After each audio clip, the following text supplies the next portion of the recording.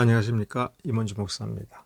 이 동영상은 교단이란 무엇인가, 교파란 무엇인가, 기독교는 교파가 많고 또 이 교파들은 왜 이렇게 다른가, 어떤 점에서 다른가 이렇게 나누어지는 것이 중요한 것일까, 이렇게 갈라진 그 원인들이라든가 이것에 대해서 조금이라도 아는 것이 그렇게 중요할까, 이 질문을 다룹니다.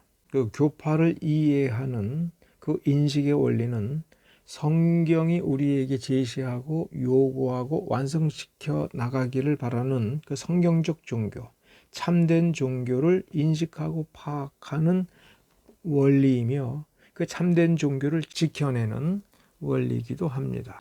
지상에 하나의 교회가 세워질 때 이 교회는 우리 침례교회의 특성을 설명하면서 어소시에이셔널리즘이라고 하는 그 용어를 제가 소개시켜 드렸는데, 원래 교회는 서로 각 지역에 개별 교회들이 세워지면서 그 교회가 행정적으로는 독립되어 있지만 성경이 하나고 믿음도 하나고 주님도 하나라고 하기에 성경의 하나됨을 그 온전한 형태로 온전하게 수정 없이 보존하고 전승해야 될 사명이 있고, 그 신학의 일치, 가르침의 일치를 지향해야 마땅한 것입니다.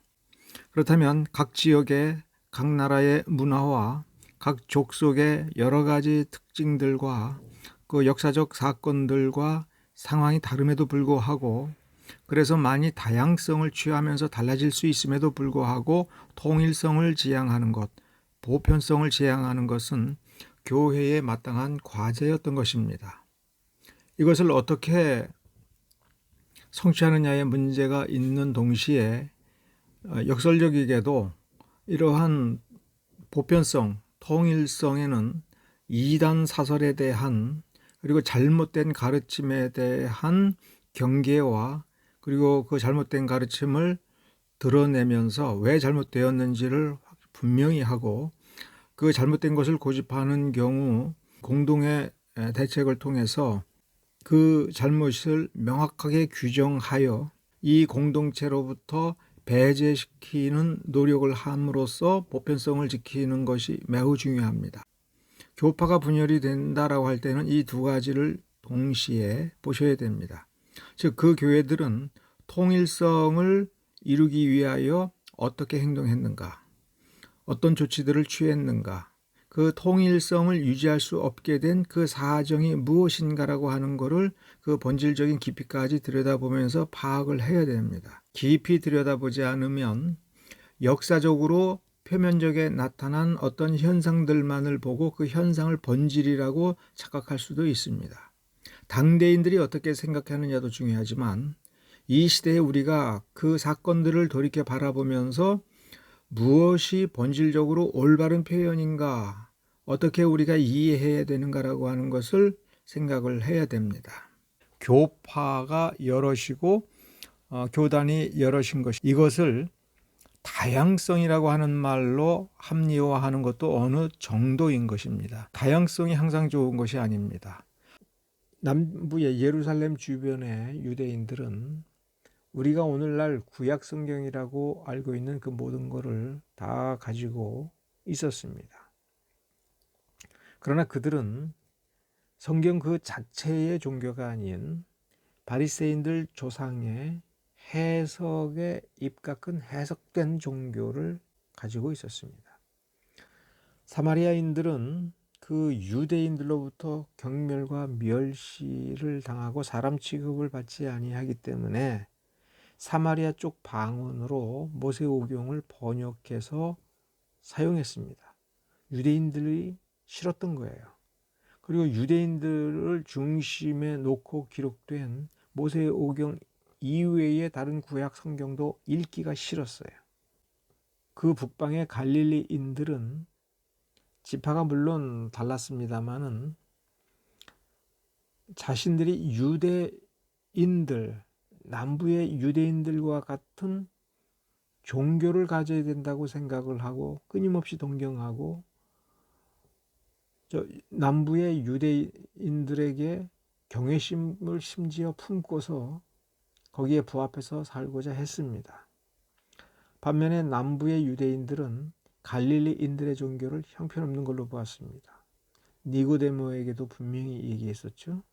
이 제사장들이 갈릴리에서 무슨 선한 것이 나온 적이 있느냐. 그 말은 갈릴리에서는 제대로 된 선지자가 나온 적이 없고 사사가 나온 적이 없고 율법 선생 하나 제대로 나온 적이 없다. 거기에 무슨 랍비가 있었느냐? 아무도 없다. 그런데 그들이 무슨 종교를 스스로 세울 줄을 아느냐? 나사렛 예수가 종교를 가르쳐? 말도 안 되는 소리 하지 마라. 턱없이 부족하다. 저들은 그저 우리들의 뒤 발꿈치나 좀 따라오면 다행일 거야. 이런 식의 생각을 가졌던 것입니다. 그러니 유대교는 하나가 아닙니다. 셋입니다. 예수님이 지적하신 것처럼 바리새인들이 만든 거짓 종교, 소경이 소경을 인도하여 구덩이에 빠져서 다 죽는 그런 종교. 그래서 예수님께서는 바리새인들이 가지고 있는 종교체계 혹은 해석체계가 그 거짓이라고 하는 것을 집요하게 드러내고 파괴하면서 말씀 그 자체로 들어가서 말씀에서부터 우러나오는 참된 믿음, 참된 종교를 세우고자 한 것입니다. 이 참된 종교를 표현하는 것이 예수님께서 사용하신 교회, 에클레시아라고 하는 단어인 겁니다. 이 에클레시아라는 단어는 구약 성경에 있는 예다라고 하는 단어를 번역한 겁니다. 누가 번역했습니까? 바로 알렉산드리아에 있던 유대인들. 그들이 히브리어 성경을 70인경이라고 하는 헬라어 성경으로 번역을 했습니다. 여기서 우리는 유대인들에 대한 환상을 또 버려야 됩니다. 유대인들이 말씀에 충실한 족속들이 아니라는 것이 바리새인들을 추정한 것에도 근거가 있지만 BC 3세기에 벌써 히브리어를 잃어버려가지고 히브리어를 쓸 줄을 모르고 읽을 줄을 모르는데 성경을 못 읽으니까 헬라어로 번역을 해서 읽은 겁니다. 70인경은 헬라어 번역 성경인데 이 구약 성경에서 우리말로 회중, 총회, 여호와의 총회, 에클레시아라고 번역을 했던 겁니다. 구약의 예다와 신약 성경의 에클레시아는 같은 단어입니다. 그것을 킹제임스 버전에서 예다를 assembly, congregation, 총회, 회중 이 단어로 번역을 했다면 에클레시아도 총회라고 번역을 해도 되는 겁니다. 그래서 예수님께서 내 총회를 세우리라. 내 회중을 세우리라. 이렇게 말씀하셨다 생각을 해도 되는 것입니다. 마태복음 21장 33절부터 46절을 바로 이 우리의 주제에 관련돼서 생각해 볼 필요가 있습니다. 포도원 주인이 세를 받으려고 자기 아들을 보냈습니다. 아들이 온 것을 보고는 이 악한 농부들이 서로 말하면서 야, 얘는 상속자니까 자, 이제 죽여버리자. 그러면 상속자가 없어지니 이 포도원은 우리 차지가 된다. 이렇게 모의를 하고는 그 아들을 잡아서 포도원 밖으로 내어 쫓아 죽였습니다. 예수님이 묻는 겁니다. 이 악한 자들은 어떻게 되겠느냐? 이 악한 농부들은 그 운명이 어떻게 되겠느냐? 이 컨텍스트 전체 문맥은 뭡니까? 호산나 찬양을 받으면서 나귀를 타고 예루살렘에 마지막으로 입성하신 그 예수님께서 이제 자기가 누구 손에 어떻게 죽을 것인가에 대하여 이 비유로 말씀을 하시고 이 유대인들의 운명이 어떻게 될 것인가를 경고하신 겁니다. 많은 사람들이 이 예수의 십자가 죽음이라는 공로를 받아서 구원받게 하였으니 이 유대인들이 십자가에 예수를 못 박아 죽인 것은 정말 하나님 보시기에 아름다운 일이겠습니까? 전혀 아니라는 겁니다. 하나님은 가르치신 대로 말씀하신 대로 행하는 분이라면 우리는 저 유대인들에 대해서 선민이니 어떠니라고 존중할 필요가 없습니다. 유대인들로부터 뭘 배워야 된다는 생각을 우리는 지워야 됩니다. 유대인들이 참 똑똑한 민족이라고 하는 생각을 지워버려야 됩니다. 이들은 어리석은 민족이며 예수님을 십자가에 못 박은 저 유대인들의 혈통은 진멸되어 끊어졌다라고 생각해야 옳습니다. 그러니까 유대인들은 예수님이 오게 하시고 육신으로 오는 데까지 그들의 사명이 있었고 예수님을 십자가에 못 박아 죽이는 죄를 범함으로써 더 이상 이 세상에 존재할 가치가 사라진 것입니다. 지금 중동의 국가 이스라엘은 모계 혈통을 따릅니다. 이게 무슨 뜻이냐면 이들이 모세오경을 그렇게 존중한다고 하지만 모세오경은 분명히 북의 혈통을 따라 대를 이을 것을 요구합니다. 그러니까 북의 혈통을 버리고 모계 혈통을 취했다면 이미 더 이상 참다운 이스라엘, 혈통적 이스라엘은 더 이상 아니라는 얘기입니다. 모세의 가르침을 버린 유대인들이 유대인이겠습니까?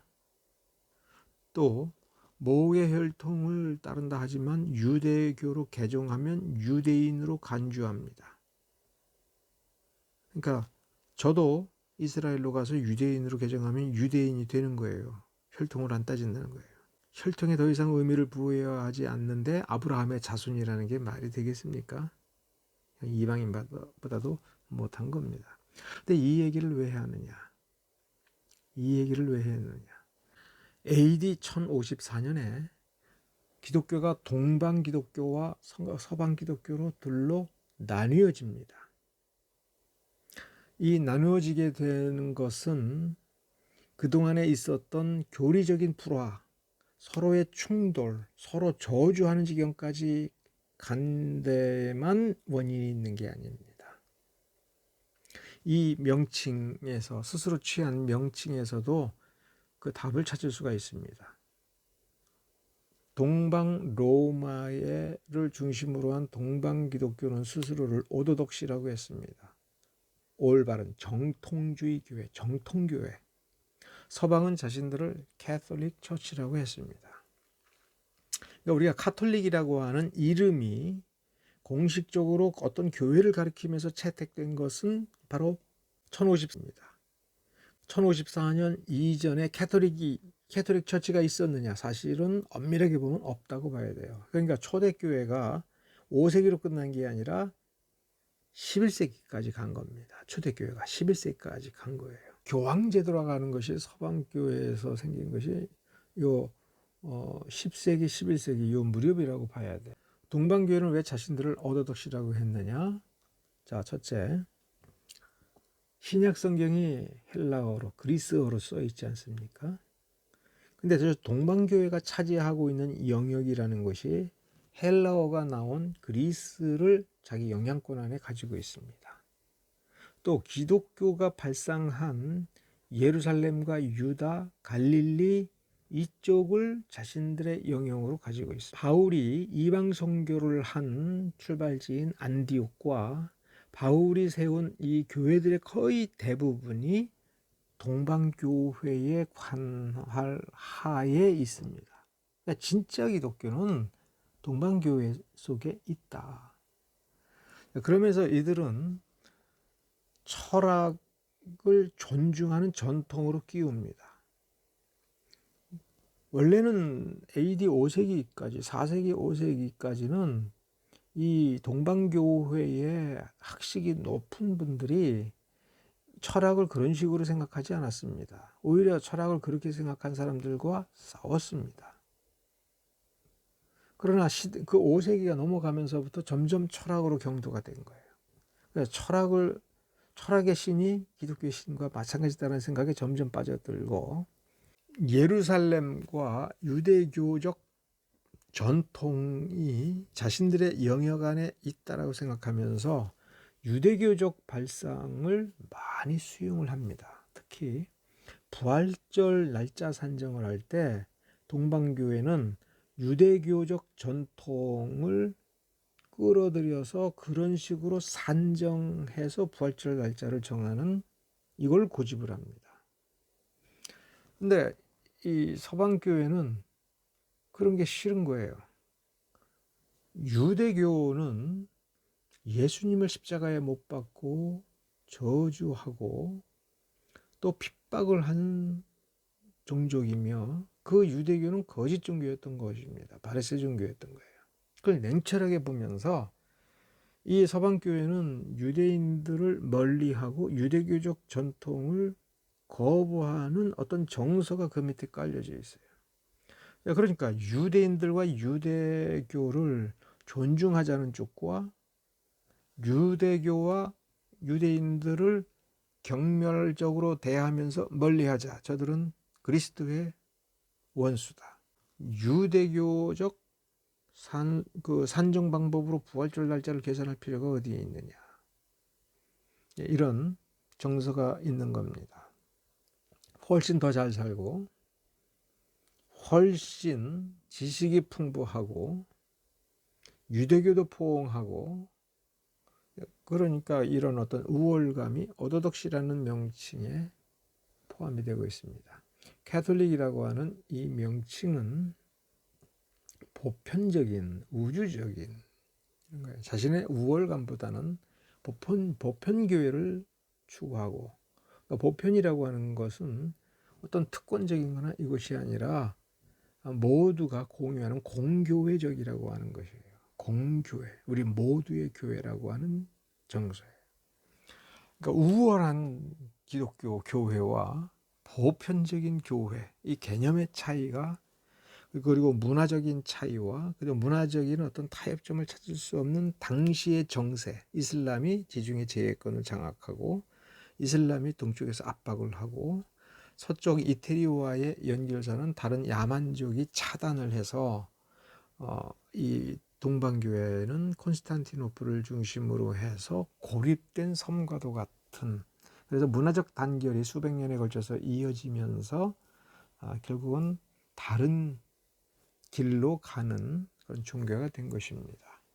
그래서 신학적인 발전을 놓고 보면 가톨릭은 정교회에 비해서 정교회는 거의 신론, 삼위일체론과 신론에서 멈췄다면 가톨릭 교회는 이제 구원론을 발전시키고 교회론으로 계속 발전시켜 나가는 역사가 진행이 됩니다. 성숙된 역사 그러면서 게르만족을 문명화시키면서 문명을 창출해내고 개혁을 할 수 있는 그 원동력을 그 안에 이 성경적 원리로서 갖게 된 것입니다. 여기에 대해서는 다음에 기회가 되면 영국 종교개혁과 관련돼서 이 문화를 창출하고 새로운 시대를 열어가는 그 힘이 기독교 안에서 어떻게 나왔는가라고 하는 것을 설명해 드리고 싶습니다. 그러면서 다시 그러니까 11세기 중반에 동방교회와 서방교회가 나누어진 뒤에 서방교회는 다시 그 500년 뒤에 분열 혹은 분화되기 시작해요. 그러니까 분열이라는 표현은 종교개혁을 하면서 어떻게 해서든 믿음도 하나요, 성령도 하나요, 하나님도 한 분이시니 우리 교회도 하나가 되고자 우리 교회도 하나가 되자 이런 의도가 있었으나 여기에 실패한 것을 반영을 한 것이고 분화는 실패는 실패로 돼 어쩌면 그것은 실패할 수밖에 없고 오히려 이렇게 각기 발전하는 또 발전할 수밖에 없는 상황이지 않느냐 그렇게 보자는 겁니다. 그리고 시작한 겁니다. 16세기 종교개혁이 시작해서 끝난 것도 아니고 그러니까 루터 종교개혁은 루터로 끝난 것이 아니고 칼빈의 종교개혁도 칼빈으로 끝난 것이 아닙니다.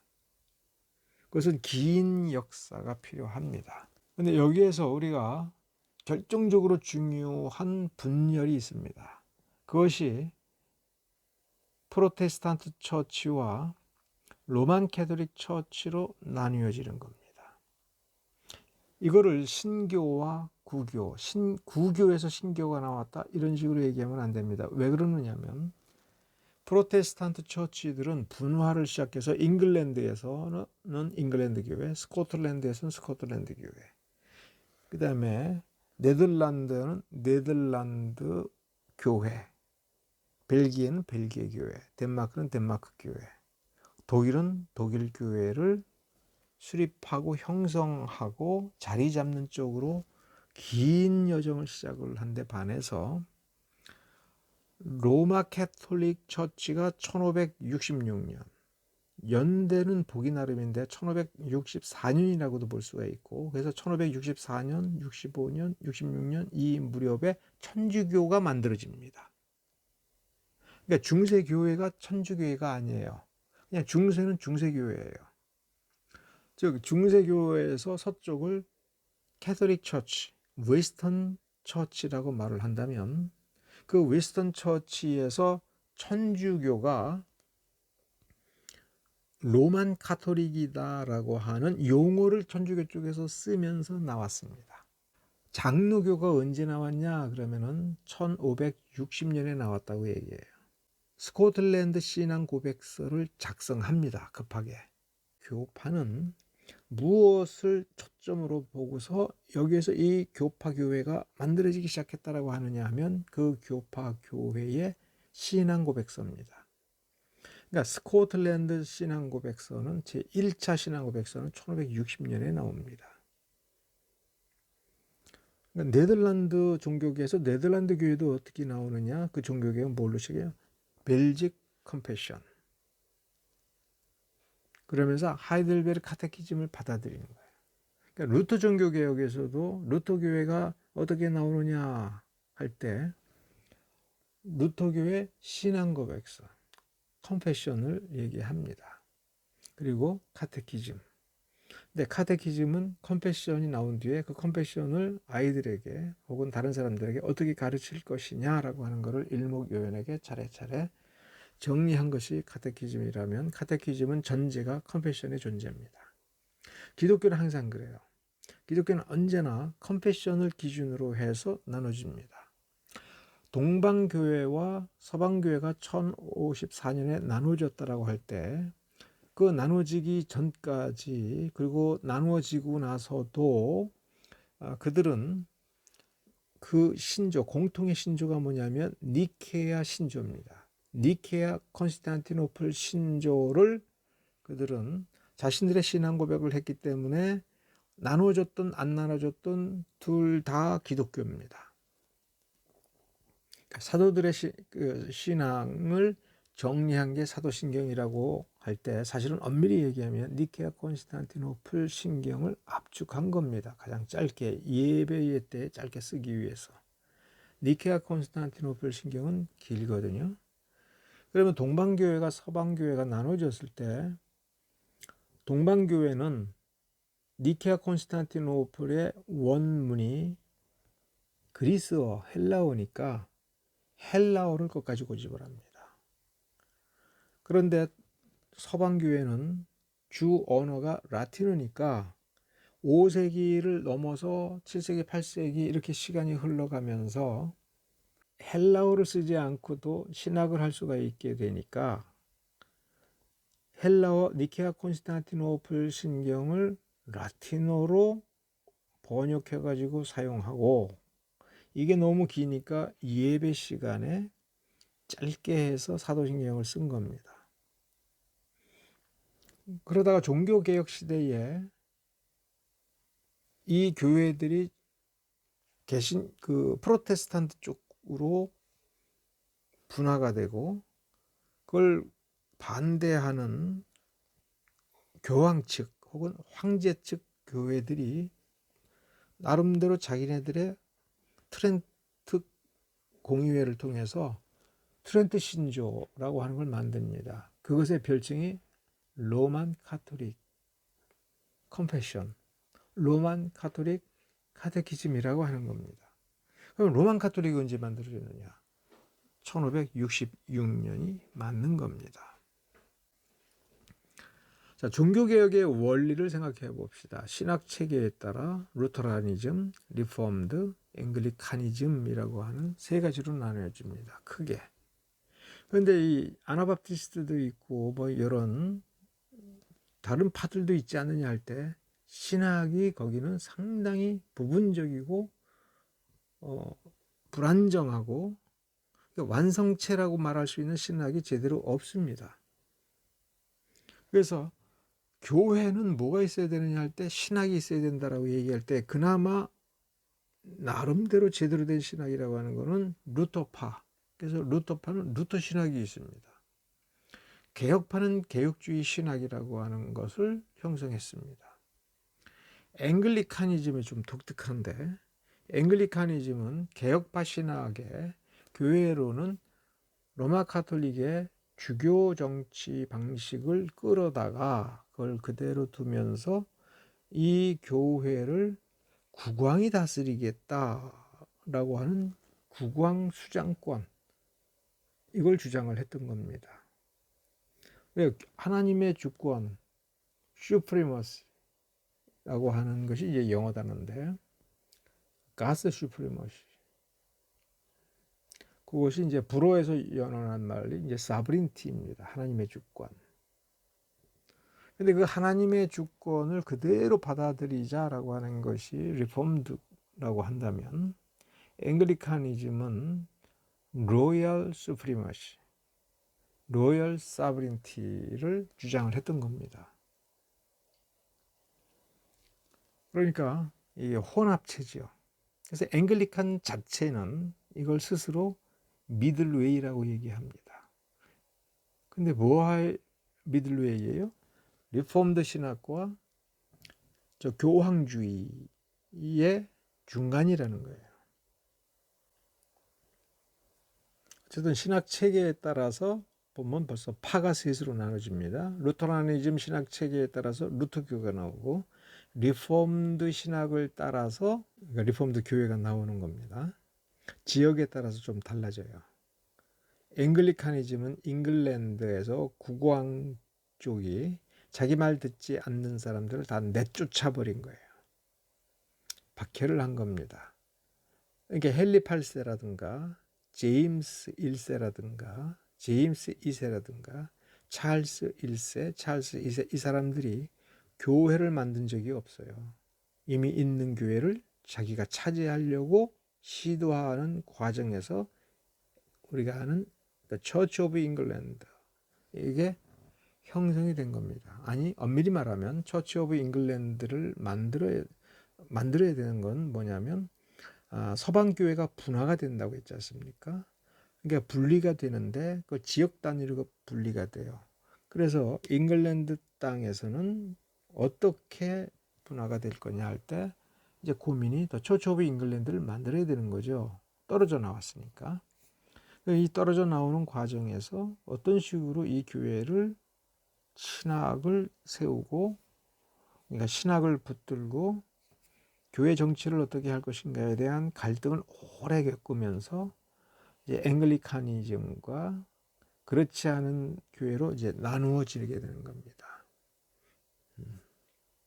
스코틀랜드에서는 리폼드가 들어가서 스코틀랜드 교회, 또 처치 오브 스코틀랜드가 형성이 되는 겁니다. 그것은 이게 만드는 게 없던 걸 만드는 게 아니라 로만 카톨릭을 밀어내서 로만 카톨릭에 예속되지 않고 로만 카톨릭을 거부해서 독립된 더 처치 오브 스코틀랜드, 독립된 더 처치 오브 잉글랜드 이런 것들을 이제 만드는 겁니다.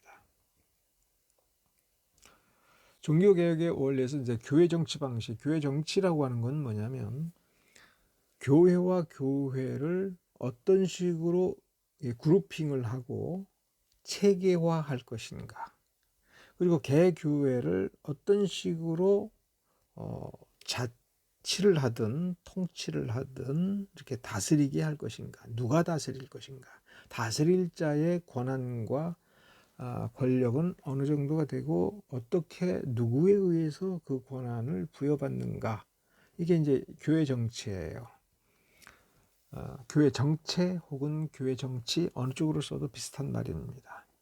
장로주의 정치 방식이 만들어집니다.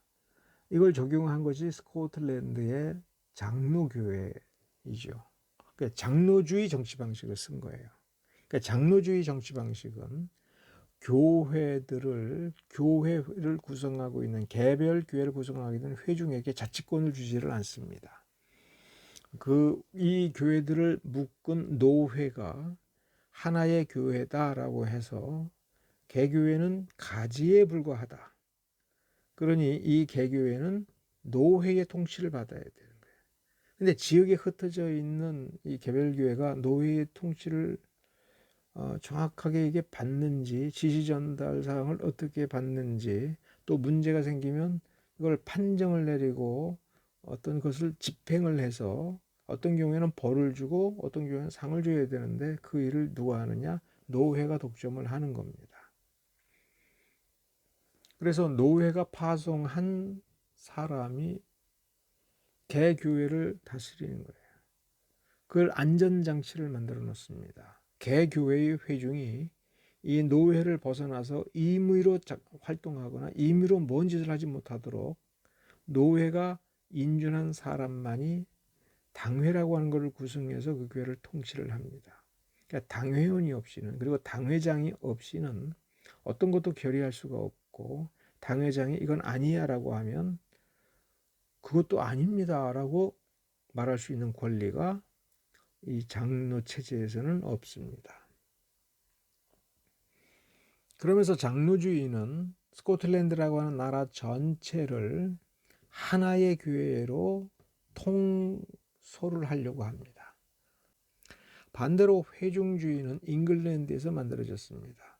지방분권적인 체제에서 그 회중이, 즉 당시는 국왕이 아니라 사실은 영주가 그 종교를 결정하고 영주가 사제를 결정해서 그 회중은 그러니까 그 지역의 평민들 혹은 농노들인 거죠. 그 영주가 그들을 다스리듯이 교회를 다스리려고 많이 해왔는데 잉글랜드에서는 그걸 거부를 한 겁니다.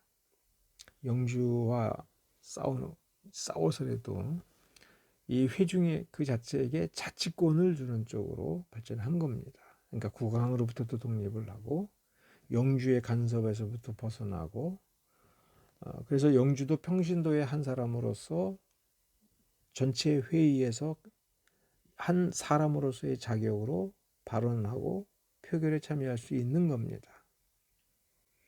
그래서 이 회중주의를 가지고 이걸 옹호하면서 국왕의 앵글리칸에서부터 떨어져 나올 때 저 국왕의 교회를 국교회라고 하는 호칭으로 이게 번역이 된 걸로 부릅니다. 그걸 보고서 저건 국왕이 세운 교회, 국왕이 장악한 교회, 국왕이 명령한 교회, 이것이 아니고, 또 국왕이 교리를 정한다, 이것이 아니고, 국왕에게 굴종한, 국왕의 명령에 순응한 교회.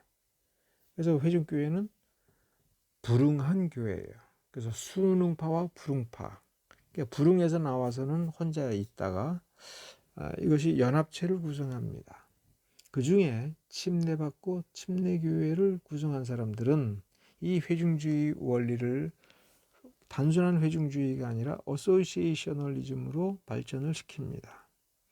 각각의 회중은 완벽한 자치권을 가지고 서로 침해하지 않고 복음 사역에 있어서 여러 가지 전도 사역이라든가 여러 가지 교육 사업이라든가 이런 것들을 협력해서 개교회가 혼자서는 할 수 없는 일들을 협력해서 해 나가는 이런 정신을 가지고 있습니다.